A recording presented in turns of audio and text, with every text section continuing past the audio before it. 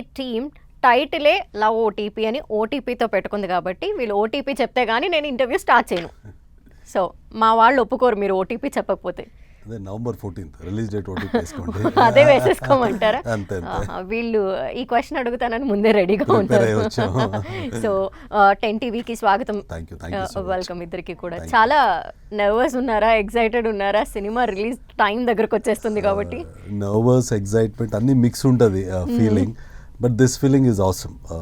మనం చేసిన పని మనం క్రియేట్ చేసిన ఒక లవ్ ఓటీపీ అనే సినిమా, ఆ పాత్రలో అది ఎంతగా తెలుగు ప్రేక్షకుని ఆకట్టుకుంటుంది ఆర్ ఎంటర్టైన్ చేస్తుందనే ఒక ఎగ్జైట్మెంట్ ఆర్ అదేమంటారు ఎప్పుడెప్పుడు ఆ ఫస్ట్ షో అని ఎదురు చూస్తున్నాను నేను. I'm waiting for that show.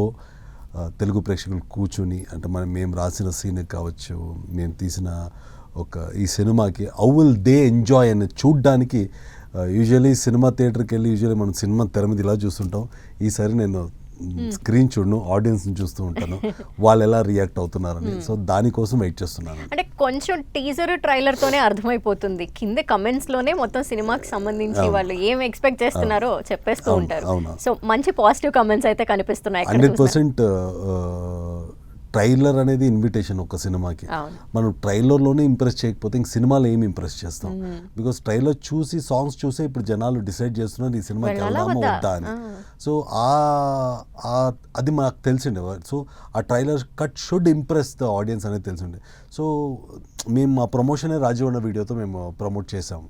Even that went viral. And ఇప్పుడు ట్రైలర్ కావచ్చు అండ్ ఇంకొక యోయో అనే సాంగ్ కావచ్చు. వాట్ ఎవర్ మెటీరియల్ మేము ఏది వదులుతామో అది జనాల్లో ఒక చిన్న ఓకే రే మంచి సినిమా రా ఇది అనే ఒక చిన్న నమ్మకం ఉంది. ఆ నమ్మకాన్ని 100% 14th రోజున will make sure it is right నమ్మకం అని.